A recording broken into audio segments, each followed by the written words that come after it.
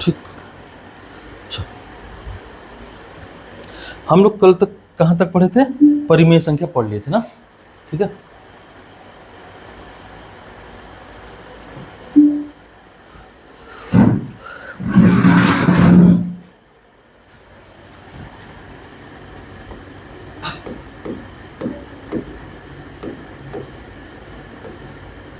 हम लोग पढ़े थे परिमेय संख्या, ठीक है, यहां तक पढ़े थे।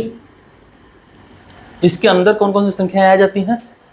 तो परिमेय संख्या के अंदर प्राकृतिक संख्या भी आती है ना, प्राकृतिक संख्या भी आती है, पूर्ण संख्याएं भी आती हैं, आएंगी, ठीक, पूर्णांक भी आते हैं, है ना। इतनी संख्याएं इसमें आती है ना। इनके अलावा और कौन सी आती हैं? हाँ, भिन्न वाली संख्याएं भी आती हैं, भिन्न भी आती हैं, भिन्न, और कुछ दशमलव, कुछ हद तक दशमलव भी आ जाते हैं, है ना। शांत दशमलव और रेकरिंग दशमलव, है ना। शांत और अशांत में भी रेकरिंग वाले, आवर्ती दशमलव वाले किसमें आ जाते हैं? ये सब परिमेय संख्याओं के अंदर आते हैं, ठीक ना। ये होता है। प्राकृतिक के अंदर गिनती की संख्याएं आ रही थी, पूर्ण के अंदर प्राकृतिक आ जाती है ना। बोलो, पूर्ण के अंदर कौन सी आ जाती है? पूर्ण के अंदर प्राकृतिक और शून्य आ जाती है, पूर्ण के अंदर 0 और प्राकृतिक आ जाती है। इसी तरह से पूर्णांक के अंदर पूर्ण संख्याएं भी आ जाती हैं और ऋणात्मक संख्याएं भी आती हैं, है ना। पूर्णांक के अंदर कौन कौन सी आ जाती हैं? पूर्ण आती है, पूरी की पूरी, मतलब 0 प्राकृतिक तो आती हैं, और ऋणात्मक भी आ जाती हैं, है ना। ऋणात्मक और पूर्ण संख्याएं पूर्णांक में ना, पूर्ण संख्याएं ये आ जाती हैं। बाकी भिन्न और दशमलव को भी अगर पूर्णांकों में मिला लेते हैं तो बन जाती है हमारी परिमेय संख्याएं, ठीक ना। हर तरह का दशमलव परिमेय संख्या होता है? नहीं होता है ना। अशांत और अनावर्ती दशमलव परिमेय संख्याओं में काउंट नहीं करते हैं हम लोग ना, ठीक।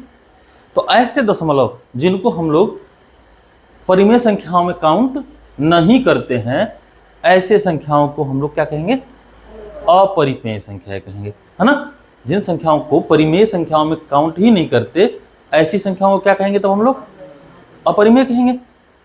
अच्छा, परिमेय की परिभाषा के अनुसार अगर अपरिमेय को हम लोग को डिफाइन करना हो, अगर परिमेय संख्या के परिभाषा के अनुसार डिसाइड करना हो कि अपरिमेय संख्या क्या होगी, तो हम कहेंगे ऐसी संख्या जिसको P/Q के रूप में, है ना, व्यक्त न कर सके, ठीक है। जहां P और Q क्या रहे हैं? पूर्णांक रहे हैं, है ना, और Q 0 के बराबर न हो, यही कहेंगे।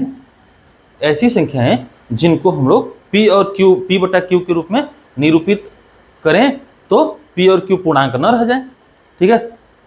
ऐसी संख्याएं जिनको अगर P/Q के रूप में हम निरूपित करने जाएं तो P न तो P या Q में से कोई एक पूर्णांक न हो, ये भी कह सकते हो, है ना। कोई भी एक कंडीशन इसमें से फेल होती है तो ये अपरिमेय हो जाएगा, है ना। उदाहरण के लिए, तो उदाहरण के लिए कहो तो कहोगे कि √2, उदाहरण के लिए √2, √3, √5, 4 क्यों नहीं? ये वाला क्यों नहीं? क्योंकि ये तो पूर्णांक दे रहा है तुम्हें। ये क्या दे रहा है? √4 की वैल्यू होती है 2, और 2 एक पूर्णांक है। एक्चुअल में √4 की जो वैल्यू आती है ये आती है ±2, ठीक ना। दोनों ही हाल में 2 क्या है? पूर्णांक है। अगर +2 भी है तो पूर्णांक है, और -2 भी है तब भी पूर्णांक ही है ना। तो अगर पूर्ण वर्ग करने के अंदर है तो ये परिमेय संख्या होगा, है ना। अगर कोई संख्या जो पूर्ण वर्ग है और कर्णी के अंदर है तो कैसी संख्या होगी? परिमेय होगी, है ना। और अगर कोई संख्या कर्णी के अंदर है और पूर्ण वर्ग नहीं है तो निश्चित है कैसी होगी? अपरिमेय होगी, है ना। तो कैसे, आओ रख के देखते हैं। तो अगर हम √2 को p बटा q के रूप में निरूपित करें तो कहेंगे कि √2 डिवाइड बाई 1, है ना, जहां पे p और q क्या होने चाहिए थे, पूर्णांक होने चाहिए थे, और q 0 नहीं होना चाहिए था। देखो q 0 नहीं है ना, q 0 नहीं है, ठीक है, q तो 0 नहीं है, ये पक्का हो गया, ठीक है। तो q 0 नहीं है, लेकिन √2 क्या पूर्णांक है, नहीं है ना। √2 पूर्णांकों की संख्या में गिनती में आता ही नहीं है, क्योंकि जैसे ही √2 गिनना शुरू करते हैं 1 के बाद 2 आता है ना, और 2 के बाद 3 आ जाता है, कहीं √2 की वैल्यू हम लोग गिनते ही नहीं है ना, कहीं देखते ही नहीं है, नहीं पाते हैं, इसलिए पूर्णांकों में इसकी गिनती नहीं करेंगे। जब पूर्णांक में गिनती नहीं करेंगे तो √2 बटा 1 को हम लोग p बटा q के रूप में मान्यता ही नहीं देंगे, और मान्यता नहीं मिल रही, इसका मतलब कि ये p बटा q के रूप में हम लोग इसको दर्शा नहीं पा रहे हैं, इसलिए कैसी संख्या होगी, अपरिमेय संख्या होगी, है ना। यहां तक किसी को दिक्कत? तो देखो हमने ये समझा कि अपरिमेय संख्याएं क्या हैं, ठीक, हमने समझा कि अपरिमेय संख्याएं क्या है। लिखने का मन हो तो लिखो अपरिमेय संख्या।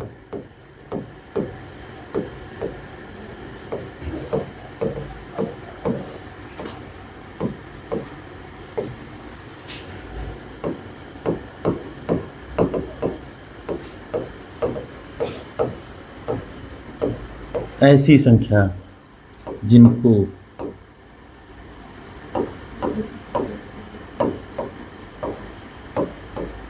p बटा q के रूप में, हाँ q के रूप में निरूपित न किया जा सके,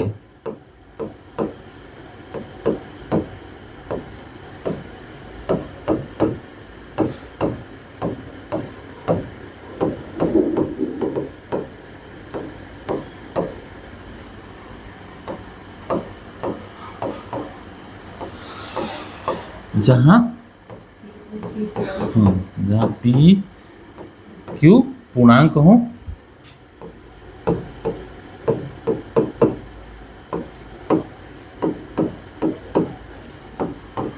और q is not equal to, परिभाषा के अनुसार ये कह देंगे, है ना। तो फिर तुमसे पूछा जाएगा, तो बताओ क्या पाई एक परिमेय संख्या है? तुमसे क्वेश्चन क्या पूछा जाएगा, बताइए, इस परिभाषा के अनुसार क्या पाई एक परिमेय संख्या है? बोलो। तो पाई के केस में पाई का जो मान होता है ये 22/7 नहीं है ना, 22/7 लगभग पाई का मान है ना। पाई का बराबर लिख देते हैं फट से हम लोग, कितना, 22/7, लेकिन 22/7 पाई का कैसा मान है, सन्निकट मान है, एक्चुअल मान नहीं है। तो एक्चुअल मान नहीं है, कारण क्या है, तो पाई आता क्या है, सरकमफेरेंस, परिधि बटा व्यास, परिधि बटा व्यास मिलता है पाई कहाँ से, परिधि बटा व्यास से मिलता है। अब परिधि बटा व्यास में व्यास तो हम लोग इंची टेप से नाप लेंगे, लेकिन परिधि को नापने का कोई एग्जैक्ट तरीका हमारे पास नहीं है। तो जब भी हम परिधि नापने जाते हैं कोई एग्जैक्ट वैल्यू लेके आ जाते हैं, और उसका मान कितना आता है, परिधि और व्यास का, परिधि और व्यास का अनुपात कितना रहता है, लगभग 22/7 आता है।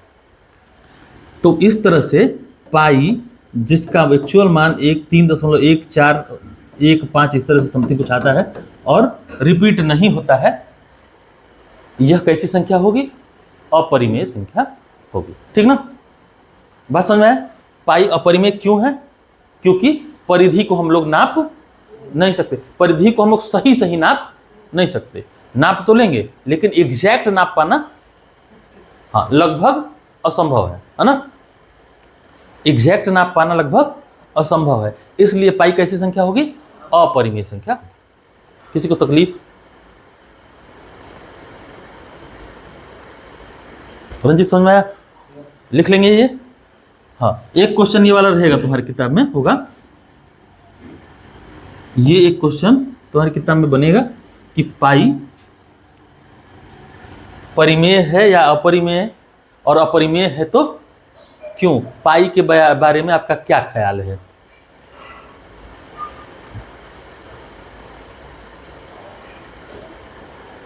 तो पूछा जाएगा तुमसे कि पाई के बारे में आपका क्या ख्याल है?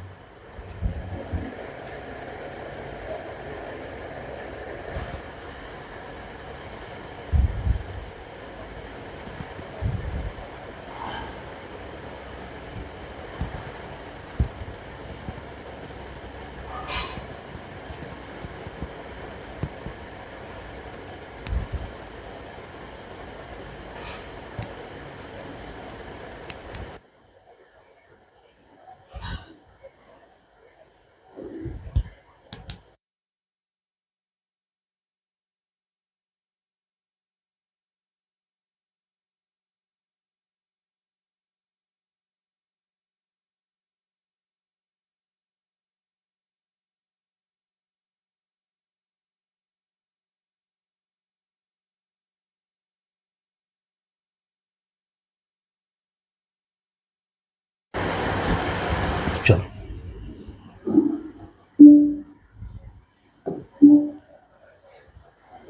तो बताओ, हम लोगों ने परिमेय संख्याओं के समूह में देखा कि पूर्णांक संख्याएं भी आ जाती हैं और भिन्न संख्याएं भी आ जाती हैं, है ना?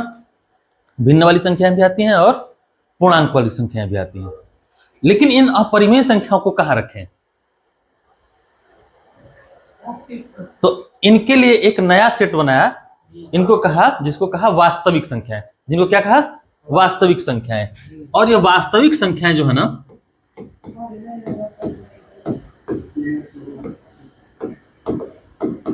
ये वास्तविक संख्याएं, ये कौन होंगी? तो ये परिमेय संख्याओं का समूह और अपरिमेय संख्याओं का समूह, दोनों को मिला के बनाएंगे जब, तो ये क्या कहलाएंगी?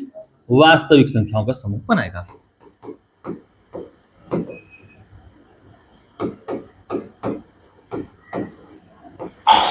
ठीक, तो परिमेय संख्याएं और अपरिमेय संख्या मिला के क्या बनेंगी?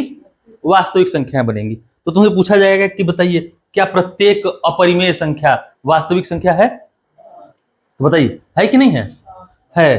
प्रत्येक परिमेय संख्या वास्तविक संख्या है? है कि नहीं? तो तुमसे अगर पूछा जाए कि √2 बताइए कि वास्तविक संख्या है, तो क्या बता पाएंगे कि वास्तविक संख्याओं के अंदर कौन कौन से आते हैं? परिमेय संख्याएं भी आती हैं और अपरिमेय संख्याएं भी आती हैं। और हम जानते हैं कि √2 कैसी संख्या है? अपरिमेय संख्या है। तो इसलिए √2 वास्तविक संख्या भी होगी, कहलाएगी, नहीं कहलाएगी? ठीक, तो वास्तविक संख्या के अंदर कौन कौन सी संख्याएं आएंगी? परिमेय संख्या भी आएगी और अपरिमेय संख्या भी आएगी। वास्तविक संख्याओं के समुच्चय को R से डिनोट करते हैं। किससे? R से। R for real number, R for real number.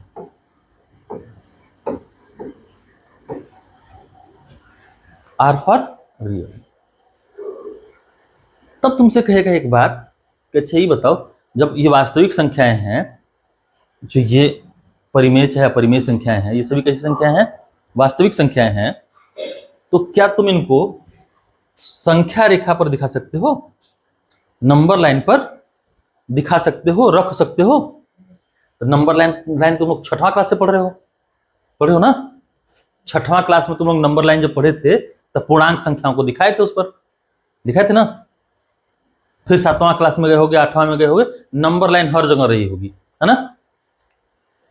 तो यहां भी नंबर लाइन होगी, लेकिन इस बार नंबर लाइन किसकी होगी? वास्तविक संख्याओं की होगी, नहीं होगी? जब वास्तविक संख्या पढ़ रहे हैं तो हम किसकी बात करेंगे? वास्तविक संख्याओं के नंबर लाइन की बात करेंगे। और वास्तविक संख्याओं के नंबर लाइन की बात करेंगे जब, तो इसका मतलब ये हुआ कि जो नंबर लाइन होगी वो, उस पर कैसी संख्या होंगी? सभी वास्तविक संख्याएं होनी चाहिए, नहीं होनी चाहिए? हम लोग नंबर लाइन कैसे बनाते थे? 0 से शुरू करते थे पहले, फिर इधर 1, फिर 2, फिर 3, इस तरह से लेके जाते थे उधर आगे तक ना। इधर भी -1, -2, -3 एंड डैश डैश। अगर तुमसे कहूं मैं कि 4 को दर्शाओ इस नंबर लाइन पे, तो फट से दर्शा दोगे? हैं? हर एक इंटरवल के बाद जितना बराबर दूरी है उधर से एक बराबर दूरी और ले लोगे। नहीं, 4 को दिखा दोगे। मैं कहूंगा -2 को दिखाओ तब भी दिखा दोगे, है ना। इस नंबर लाइन पे -2 को चाहे 4 को लोकेट करना कितना आसान है। नहीं, फिर मैं अगर तुमसे कहूं कि 1/2 को दिखाओ तब तो कहोगे 0 और 1 के बीच में होगा, नहीं होगा। ये भी फिर भी आसान है। नहीं, तुमसे कहा जाए 1/3 को दिखाओ तो क्या करोगे, इस 0 से 1 के बीच में 3 हिस्सा कर दोगे, कहोगे एक हिस्सा क्या है 1/3 के बराबर है। तो देखो, परिमेय संख्याओं को नंबर लाइन पे दिखाना फिर भी क्या है, आसान है। लेकिन अब तुमसे कहे अगर कि 0.1 को दिखाओ दशमलव में, तो परिमेय संख्या है ना 0.1, दिखा दोगे बड़ी आसानी से, इसका 10वां हिस्सा दिखा दोगे, है ना। समस्या कहाँ आएगी, तुमसे जब कहेगा कि 0.1111 पे बार को दिखाओ, किसको दिखाओ, 0. इसको दिखाओ जरा, या 1.11111111 अनंत बार जा रहा है ये, इसको दिखाओ जरा। तो बताओ क्या कर रहे होगे, परेशान हो जाओगे इसको करने में, तो है ना। बट ये तो चूंकि परिमेय संख्या है, इसको किसमें बदल लेंगे, हम भिन्न में बदल लेंगे और उतना वाला भाग काट लेंगे, ये भी दिखा सकते हो। अगर तुमसे कहे कि 2.12 1 2 3 4 1 2 3 4 5, इसको दिखाओ, इस वाली सीरीज को दिखाओ जरा, तब क्या हो जाएगा, तुम दिखाते दिखाते जीवन बीत जाएगा। नहीं, ऐसी संख्याओं को इस पर दिखाते दिखाते क्या हो जाएगा, हमारा जीवन बीत जाएगा। तो क्वेश्चन देखो, सिंपल से ये है कि हम अपरिमेय संख्याओं को, कैसी संख्याओं को, अपरिमेय संख्याओं को इस नंबर लाइन पे कैसे दिखाएंगे, हम अपरिमेय संख्याओं को इस नंबर लाइन पे किस तरह से दिखाएंगे, इसकी बात करनी है हमें भी ना। उसमें भी बहुत स्पेसिफिक को दिखाना है, ठीक। कर्णीय वाली संख्याओं को नंबर लाइन पे दिखाइए, ठीक है। तो आओ चलो करते हैं, नंबर लाइन पे दिखाते हैं, कोशिश करते हैं हम लोग। बाकी आगे इनको भी दिखाना है ना, ऐसी संख्याओं को भी नंबर लाइन पे दिखाना है, ठीक है। तो तब उसको उस तरह से दिखाएंगे, ठीक है। दशमलव वाले को 3-4 अंकों तक दिखाना पड़ता है, ज्यादा लंबा रहेगा या अपरिमेय संख्या दे देगा, है ना, और इस तरह का सीरीज ऐसे लिख के दे दिया तो तुम दिखाते रह जाओगे जीवन भर, खत्म ही नहीं होगा। एक दशमलव खत्म करोगे, अगला वाला अंक फिर आ जाएगा। नहीं, तो यहां से करेंगे हम। तो पहला क्वेश्चन तुम्हारा बनता है इसमें कि √2 को नंबर लाइन पर दिखाइए, ठीक। हम कंसेप्ट का यूज करेंगे, उसको समझते हैं पहले ना। देखो,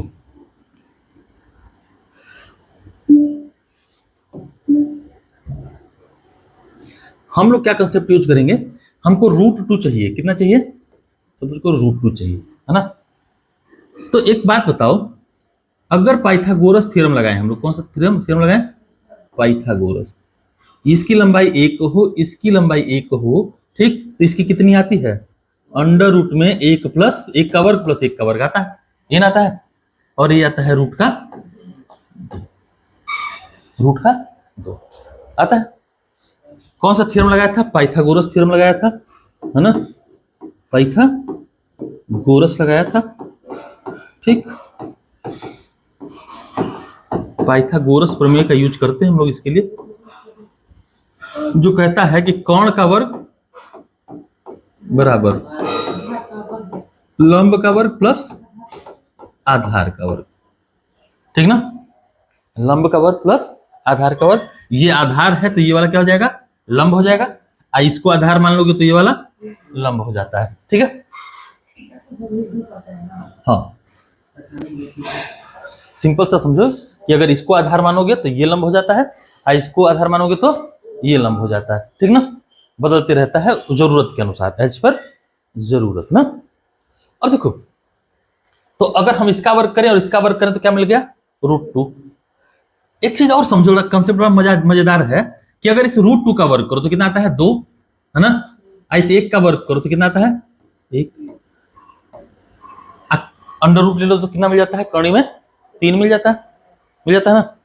बड़ा मजेदार चीज है, देखो किसी के वर्ग में, है ना, किसी भी रूट संख्या के वर्ग में, ठीक, या ऐसे समझो कि एक एक था, अगर ये रहता, यहां √2 रख दो और यहां पे 1 रख दो, है ना, तो इसका वर्ग करोगे कितना 2, इसका वर्ग करोगे तो 1, कितना हो जाएगा 3, इसकी लंबाई कितनी आ जाएगी √3 आ जाएगी ना। इसी तरह से अगर √4 चाहिए होता तो क्या करते हम लोग, बोलो, √4 चाहिए तो यहाँ √3 रख देते और यहाँ पे 1, फिर से स्क्वायर करके जोड़ोगे कितना आएगा, रूट का आ जाएगा कि नहीं, इसकी लंबाई है ही ना। रूट में 5 चाहिए होता तो क्या करेंगे, हमें अगर रूट में 5 चाहिए तो क्या करेंगे, इसको 1 रखेंगे, इसको रूट का 4, है ना, तो बताओ इसका स्क्वायर करेंगे 4, इसका 1, ये कितना आ जाएगा, रूट का 5 आ जाएगा, है ना। रूट का 6 चाहिए तब, तो एक लंबाई को कितना रखेंगे, रूट का 5, और दूसरे को फिर से 1 रख देंगे, है ना, और दोनों को स्क्वायर करके जोड़ देंगे, कितना आ जाएगा, रूट का 6 भी मिल जाएगा ना। इसी का उपयोग करेंगे हम लोग नंबर लाइन पर किसी भी संख्या को दिखाने के लिए, ठीक ना। अगर √2 को दिखाना है तो हमको क्या क्या चाहिए था, अगर √2 को दिखाना है तो क्या चाहिए, तो हम लोग को चाहिए, देखो हम लोग को चाहिए 1 और 1, तो ये दिखा पाएंगे इस तरह से, ये 1 रहे 1 रहे, है ना, तो क्या करेंगे, यहाँ √2 दिखा सकते हैं, ठीक। अब नंबर लाइन पे ये 1 कहाँ मिलेंगे हमको, आइए √2 कैसे दिखाएंगे आप समझते हैं, ठीक। देखो सपोज करो ये नंबर लाइन है ना, 0 से शुरू होती है, ये 1, ये 2 है, इधर माइनस,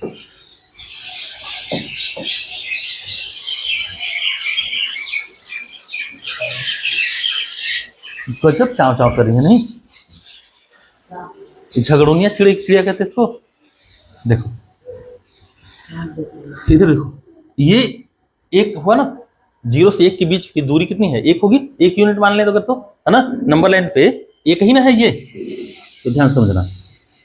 हम लोग को 1 तो मिल गया, यहाँ पे 1 दूरी तो ये मिल गई, यहाँ पे क्या करो, एक लंब खींचो, कितना क्या खींचो, लंब। लंब कितना दूरी का खींचेंगे हम लोग को 1 का खींचना है तो 1 का खींच लेंगे, कितने दूरी का खींचेंगे 1 का, तो ये लंब की लंबाई 1 हुई, है ना। लंब है चूंकि तो ये 90 डिग्री होगा, हाई दूरी कितना मिल जाएगा तब, बोलो, √2 मिल जाएगा कि नहीं है, हाई 1 है, हाई 1 है, तो हाई कितना होगा, √2 होगा, पाइथागोरस थ्योरम लगा देंगे फट से, नहीं, तो ये मिल गया √2।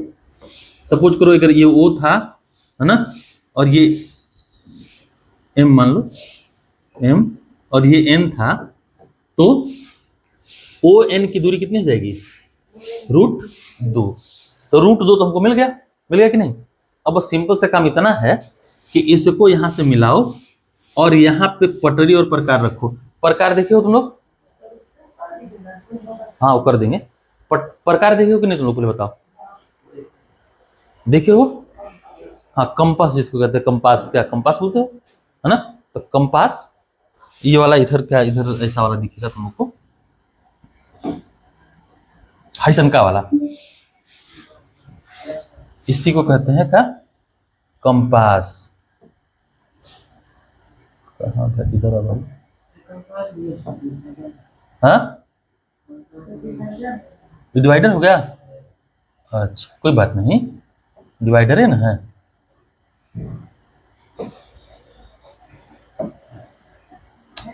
कंपास तो है यार, तुम लोग भुलवा दी हमको, उसमें लगा है हमारे में ऑलरेडी ना,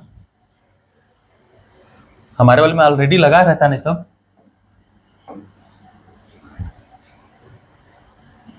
अरे भाई कहाँ गया ये, देखो यहाँ ऐसे लगाओ यहाँ पे, ठीक, इसकी दूरी क्या कर लो,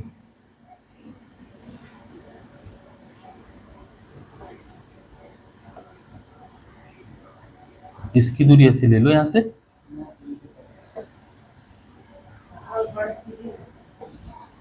हाँ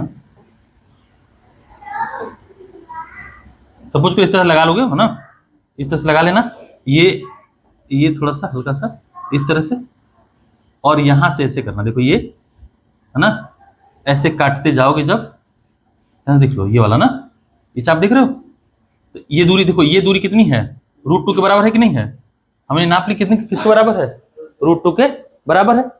देखो ये तो √2 ही आया ना, हमने कैलकुलेशन किया है अपना, ये एक था, ये एक था, ये लंब है, तो पाइथागोरस थ्योरम से कितना आता है, √2 आता है।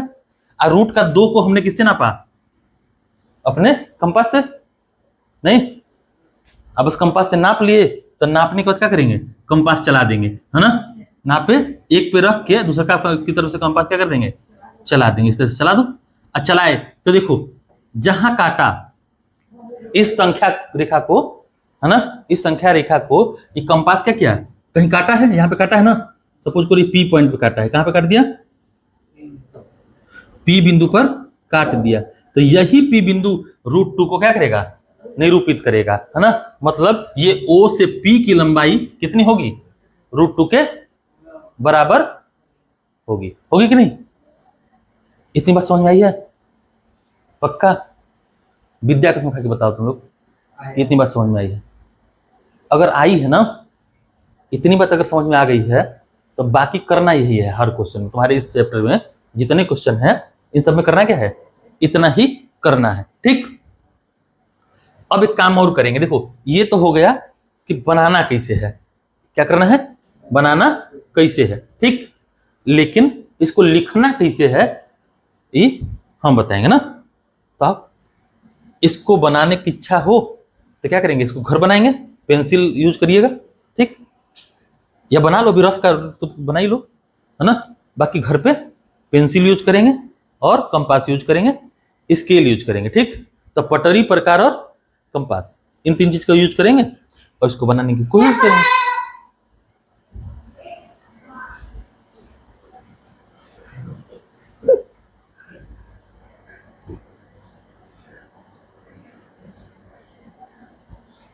अभी रो रहा था, उठा ना, उठा तो रो रहा था, तो हम कहे कि इसको होमवर्क दे देते हैं, रोना बंद कर दिया इसको दे दो का लिखे, कम से कम बैठ के, जैसे कहे कि लिखे बैठ के, तो रोना बंद कर दिया। चल बना फटाफट,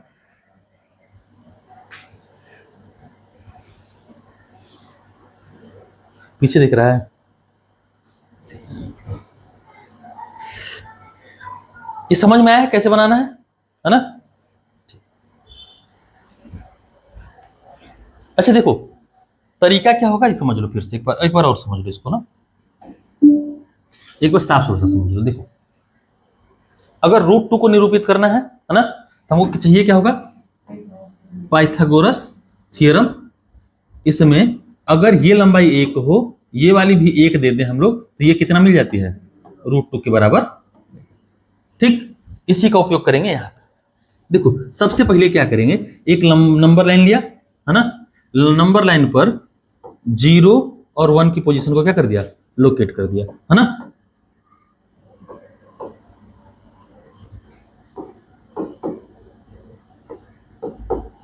ठीक, इसकी पोजीशन को पहले लोकेट कर लेंगे। ये 0 से 1 के बीच की दूरी की लंबाई कितनी है, 1 है, 1 यूनिट होगी कि नहीं, तो मतलब हम लोग को ये दूरी कितनी मिल गई, 1 मिल गई ना। अब दूसरा देखो, पहला तो क्या करेंगे, 0 से 1 के बीच की लंबाई को लोकेट कर लेंगे, है ना, ठीक।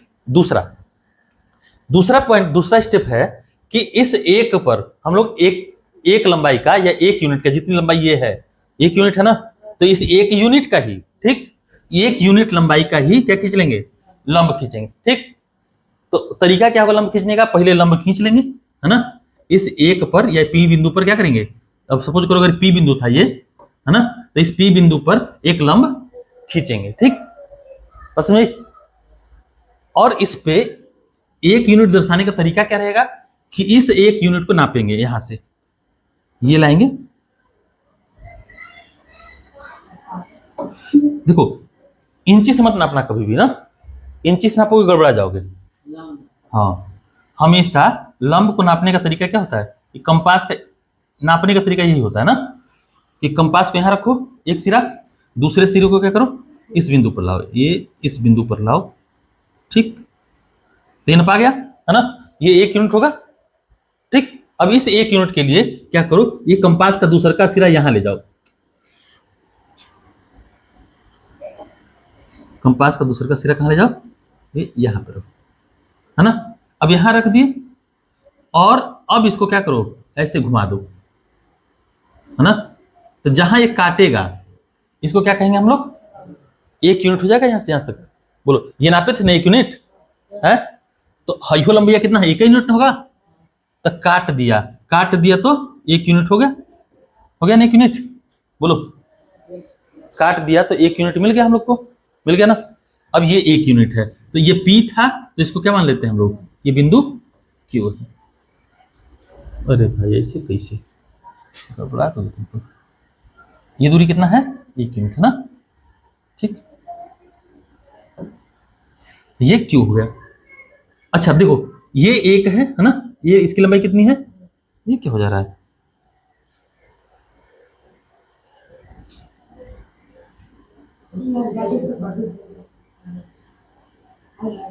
ना। अच्छा, इसको हटाना नहीं है, इसका मतलब इसको रखे रहना है अपने पास ऐसे करके, है ना। तो ये क्यों, ये 1 यूनिट है। ठीक, ये 1 यूनिट है, ध्यान समझो, ये 1 यूनिट है और ये भी 1 यूनिट है। तो बताओ हाई भी कितना हो जाएगा, ये √2 के बराबर आ जाएगा कि नहीं। तो ये हम लोग को √2 की लंबाई मिल गई ना। और जब √2 की लंबाई मिल गई तो बस हम लोग का एक काम और है, एक सूत्रीय अभियान, कि इसको यहां ले जाकर रख दो। ठीक, इसको कहां रख दो, यहाँ पे। संख्या रेखा पे क्या दिखाना है हमको, √2 की लंबाई दिखानी है, √2 की लंबाई दिखानी है।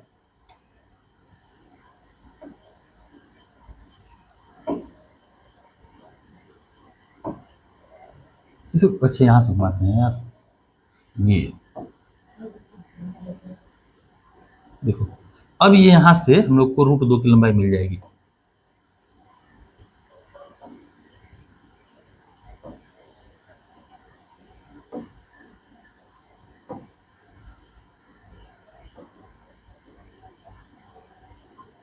ठीक ना, ये नाप लिया हमने, ये दूरी कितनी है, √2 के बराबर है। अगर यही दूरी √2 की यहां पर हम दिखा पाए तो हो जाएगा काम। कैसे दिखा पाएंगे, तो देखो यहां से एक चाप खींचो जो किससे जा रहा हो, Q से होके जा रहा हो, और जहां भी काटेगा इस संख्या रेखा को, है ना। देखो ये दूरी √2 है, अगर तो ये वाली दूरी भी कितनी हो जाएगी, √2 हो जाएगी ना। बस काम हो गया तुम्हारा। तो ये Q था, इसको हम कह देंगे M पॉइंट, और M पॉइंट का नाम क्या दे देंगे हम लोग, √2। ये M पॉइंट हो जाएगा √2। इस M पॉइंट को क्या कह देंगे हम लोग, √2 ना। तो हमने दिखा दिया कि ये O से M तक की दूरी, O से M तक की दूरी ही कितनी है, √2 है के बराबर होगी। या संख्या रेखा पर हमने OM बराबर √2 को दिखा दिया, नहीं। ठीक, इसी चीज को लिखने का तरीका क्या रहेगा, तो लिखने के लिए लिखेंगे पहले इस चरण वाइज लिखेंगे ना, 3-4 स्टेप लिख के खत्म कर देंगे। ठीक है, लिखने के लिए लिख लो, ये बतिया लिख लो तुम लोग। कैसे लिखेंगे ये तो बना लेना है ना, चित्र बनाना आ जाएगा। लिखना कैसे वो देखो, लिखेंगे चरण 1, है ना। इसको कहते हैं रचना लिखना। क्या लिखना, हाँ रचना। हैंग कर गया क्या,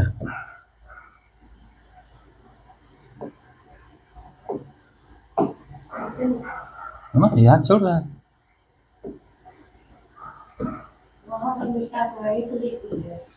ना। ये तो देखो कितना बढ़िया चल रहा है, लिख रहा है तो नहीं लिखा रहा।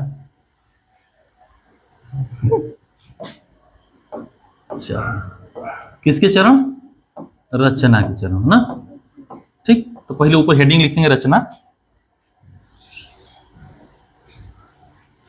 हेडिंग लिखो रचना।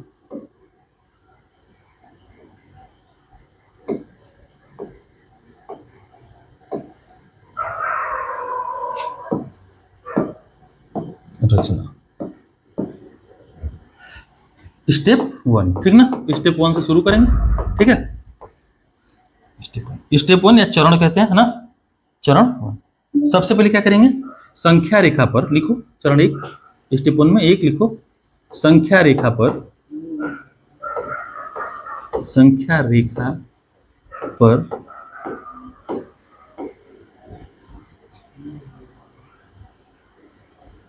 एक यूनिट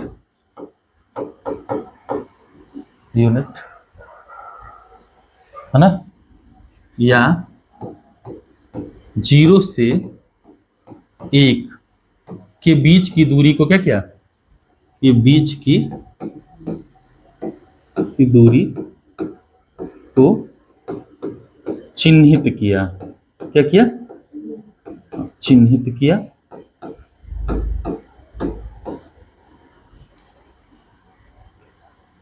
जो OP के बराबर है, OP के बराबर है।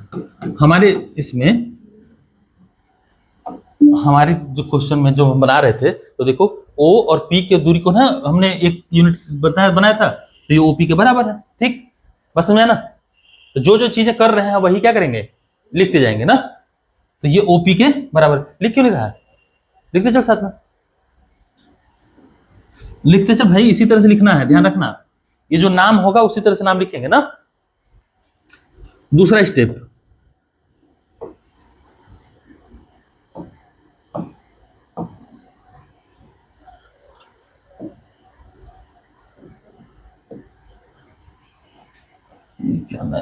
अच्छा ठीक,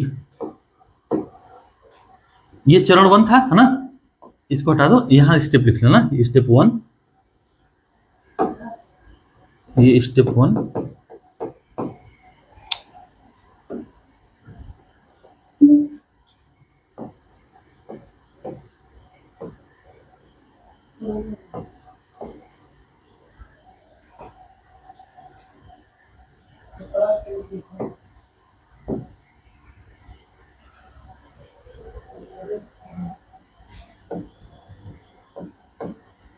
बराबर, ठीक है।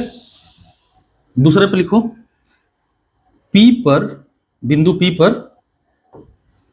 एक लंब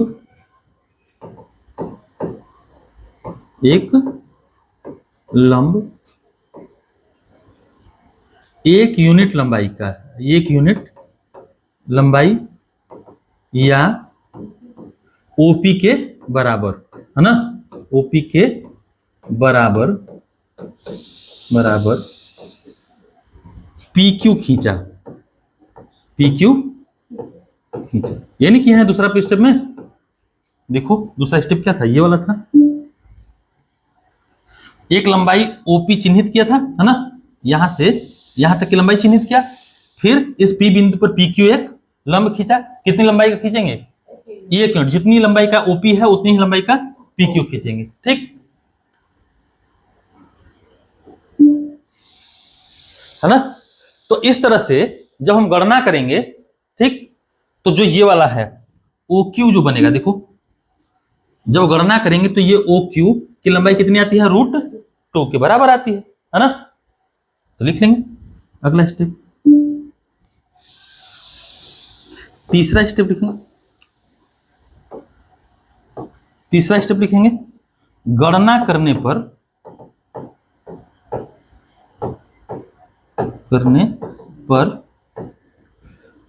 PQ बराबर √2, ठीक, का चाप लेकर, किसका चाप लेंगे, PQ का ना, चाप लेकर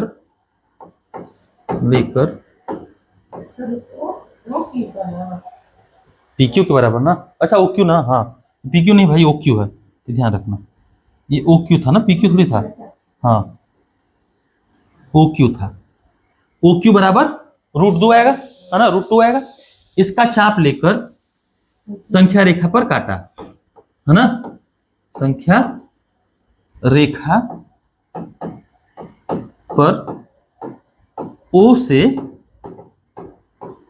OQ के बराबर दूरी, OQ के बराबर दूरी काटा, जो OM के बराबर है। है ना, बराबर। और लास्ट स्टेप लिख देंगे, यही ओ एम, यही ओ एम बराबर रूट 2 है। बस ये 4 स्टेप लिखना है, ठीक है, यही इतना 4 स्टेप लिखना है और हर बार यही करना है ना, हर बार कितना क्या करना है, इतना ही करना है। अब देखो रूट 3 को कैसे बनाएंगे वो समझ लेते हैं इसके बाद ना, ठीक है, समझ में आया है ये। जिन लोगों ने पहले किया हुआ है उन लोग को तो मजा आ रहा होगा, है ना। जिन लोगों ने नहीं किया है उनसे एक रिक्वेस्ट है, चाहे इसको काम मान लो अपना, चाहे रिक्वेस्ट मान लो हमारा ना, ये क्या करना, ये रचना लिखना जरूर ना, बनाना बनाना और लिखना। ये घर जाके फिर से रूट 2 को दिखाएंगे ना, अपना पटरी प्रकार ले लेंगे, रूट 2 को अच्छे से दिखाने की कोशिश करेंगे, तो रूट 2 दिखा लोगे तो रूट 3 भी दिखाने आ जाएगा, ठीक ना। और रूट 3 दिखा लोगे तो रूट 4 भी दिखाने आ जाएगा, और रूट 4 दिखा लोगे तो रूट 5 भी, है ना। रूट 4 दिखाना, रूट 5 दिखाना बड़ा आसान है, ठीक है, क्योंकि रूट 4 के लिए किसकी लंबाई ले लेंगे, 2 लंबाई ले लेंगे, है ना। सीधे सीधे संख्या रेखा पर 2 का मतलब ही होता है रूट का 4, नहीं, हाँ, 1 का स्क्वायर, बाकी 1 ले लेंगे, तो रूट 5 को भी दिखा लोगे। इसी तरह रूट 6 को भी दिखा सकते हो, अगर रूट 5 दिखा लिए तो रूट 6 भी दिखा लेंगे, और रूट 6 दिखा लोगे तो रूट 7 भी दिखा लोगे, ठीक है। अब देखिए रूट 3 को कैसे दिखाएंगे, हाँ बनाओ बनाओ।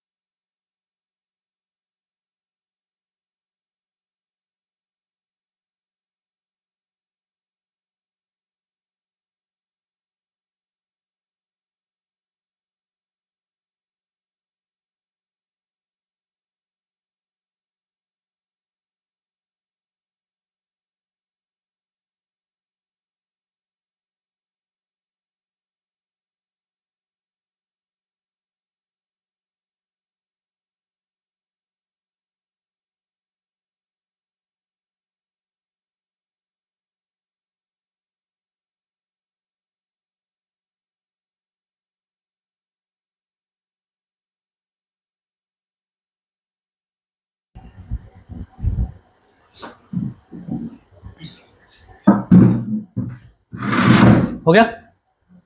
अब और रूट 3 को देखते हैं ना कैसे बनाएंगे।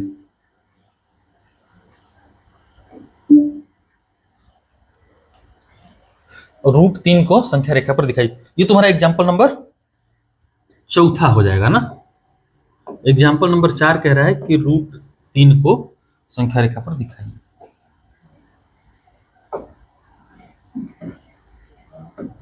हमको समझ में नहीं आ रहा प्रॉब्लम चल क्या रही है ये।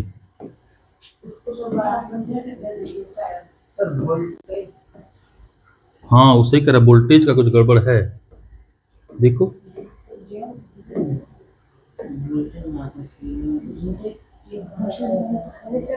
कि खराब तो नहीं ना हो रहा है, हाँ ना, सही कह रहे, कभी कोई वोल्टेज का भी वो होता है।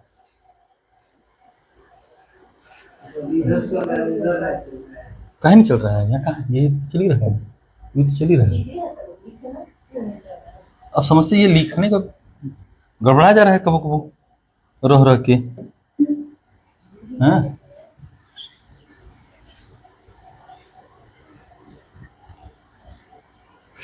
हो सकता है पेनवा तो पुरानी नहीं हो गई है, नया पेन मंगाएंगे तो वो क्या कर सकते हैं, हाँ ना, उसका वो अलग वो पेन है, उसका पेन अलग है, वो खराब ना हो जाएगा, इसका अलग है। √3 को संख्या रेखा पे दिखाइए। देखो √3 को दिखाने के लिए क्या कर सकते हैं, हम लोग बताया था मैंने तुम्हें कि हम लोग बनाएंगे एक पाइथागोरस प्रमेय का यूज करेंगे, है ना। अच्छा, √3 को कैसे दिखा पाएंगे, तो देखो यहां एक हो, है ना, ये तो ऊपर क्या रहेगा एक,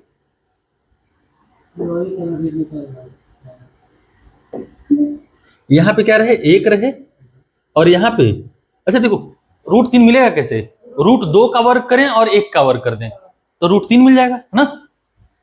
मतलब अगर यहाँ √2 रहे और यहाँ 1 रहे, इसका वर्ग करेंगे तो यहाँ क्या मिल जाएगा, √3 मिल जाएगा। नहीं,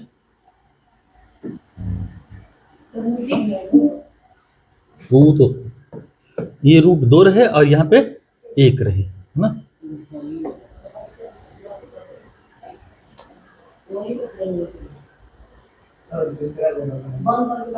ना इसको रुको, इसको हटा ही देते हैं, वो दूसरे वाले पे करते हैं ना, ना वो दूसरे वाले पे करेंगे, कुछ गड़बड़ है इसका।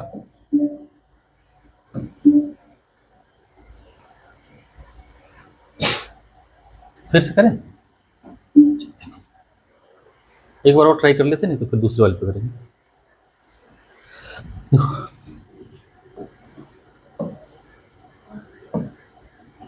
यहाँ पे इसको दिखाएंगे √2 को और इधर 1 को, तो यहाँ कितना मिल जाएगा हमें, √3। इसका वर्ग करोगे तो 2, देखो करते क्या है, लगाएंगे पाइथागोरस थ्योरम, इसका वर्ग करोगे 2, इसका 1, कितना मिल जाएगा, √3, और ये वाले कर्ण की लंबाई आती है √3 ना।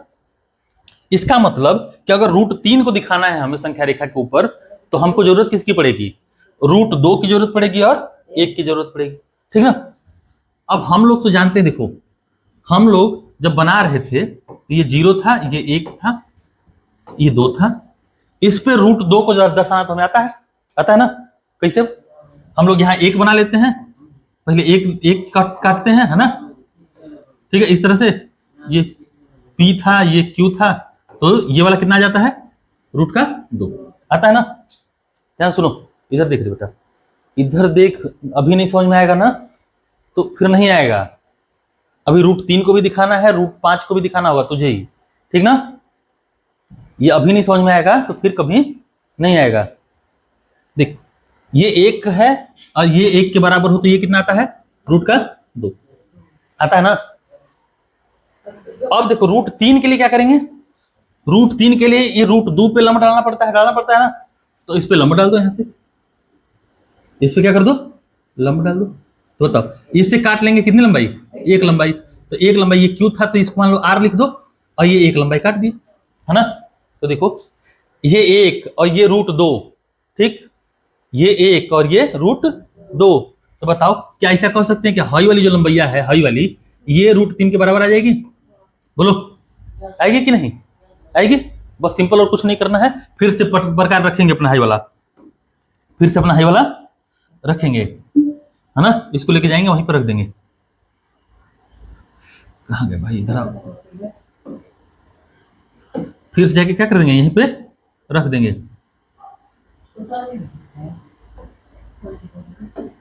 काहे छोटा करना तुझे,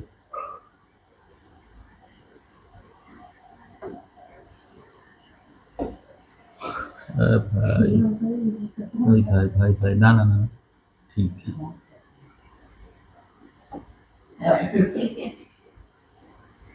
अरे 90 डिग्री नहीं बनाना भाई, 100 डिग्री नहीं करना इधर।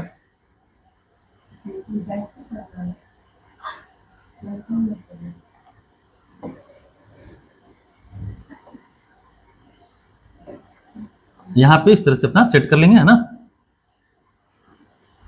यहाँ पे अपना आराम से तुम लोग सेट कर लोगे ये, ठीक, नहीं थोड़ा सा वो है,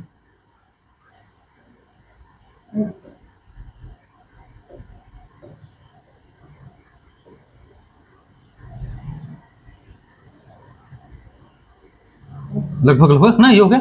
अब ये सेट फिर से करेंगे तो ये लंबाई कितनी है, √3 है, इसी लंबाई को कहाँ काट लेंगे हम लोग, अपने संख्या रेखा पे काट लेंगे। बस कुछ मत करो, यहां से अपना लो, आइए घुमा दो, है ना, ये घूम गया, आइए जहां घूम के गया यही क्या है, √3 के बराबर है। तो ये ओ से लेके हम लोग किसकी दूरी ले लेंगे? अच्छा अब ये देखो, ये हो गया तुम्हारा, ये आर था, है ना, कि ओ आर के बराबर छाप लिया और उसको संख्या रेखा पर क्या कर दिया, काट दिया, है ना।